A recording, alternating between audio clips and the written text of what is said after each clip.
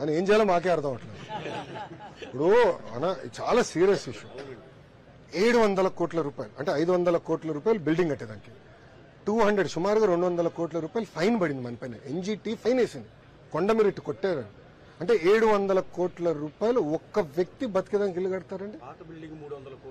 అది 300 కోట్లు పాత బిల్డింగ్ అంటే సుమారుగా 1000 కోట్లు. అంటే విచిత్రం ఏంటంటే ఒక్క వ్యక్తి బతికేదానికి 3 ఇళ్ళ 3 ఇల్లు ఉన్నట్టున్నాయి.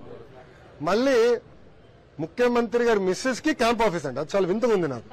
ఎందుకంటే గతంలో ఎప్పుడు ముఖ్యమంత్రి గారి మిస్సెస్ కి క్యాంప్ ఆఫీస్ అనేది మన ఆంధ్ర రాష్ట్ర చరిత్ర ఎప్పుడు లేదు, భారతదేశంలో కూడా ఎక్కడ ఉండదు. ముఖ్యమంత్రి మిస్సెస్ కి ఒక క్యాంప్ ఆఫీస్, మళ్ళీ ముఖ్యమంత్రి గారికి ఆఫీస్. అది ఆఫీస్ అంటే చాలా అండర్ స్టేట్మెంట్. అది ప్యాలెస్. అక్కడ వాడిన మెటీరియల్స్ సింక్ ఎస్ఎఫ్టీకి 27,000 మీరు చూశారు. మళ్ళీ దాని తర్వాత సెక్యూరిటీ సిబ్బంది అంటే మళ్ళీ ఆయనకి 1000 మంది ఇష్టం. 1000 మంది చుట్టూ ఉంటేనే ఆయన బయటకు అడుగు పెడతారు. వివేకానంద రెడ్డి గారు వచ్చి చంపుతారని ఆలోచించాడు. 1000 మంది పెట్టుకుని తిరుగుతాడు ఆయన. మళ్ళీ వాళ్ళందరూ ఉండేది ఇంకొకటి. ఇక్కడ దేనికి వాడాలో మాకే అర్థం అవట్లేదు. చాలా సీరియస్ ఇష్యూ అది. అది కూడా ప్రజలకు ఓపెన్ చేయాలనేది ఆలోచనలో ఉన్నాం.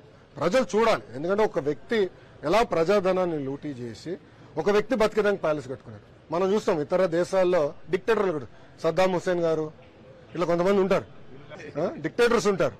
సో డిక్టేటర్స్ లో వాళ్ళు ఎలా బతుకుతున్నారు, మన పౌల్ ఎస్కోబార్ వాళ్ళందరూ ఉన్న ఇల్లు చూస్తే నథింగ్. దీని ముందర నథింగ్.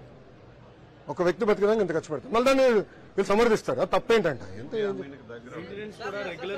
₹1 కోటి అవుతుంది మెయింటెనెన్స్. ఆ ఇంటికి మెయింటెనెన్స్ నెలకి ₹1 కోటి మాకు.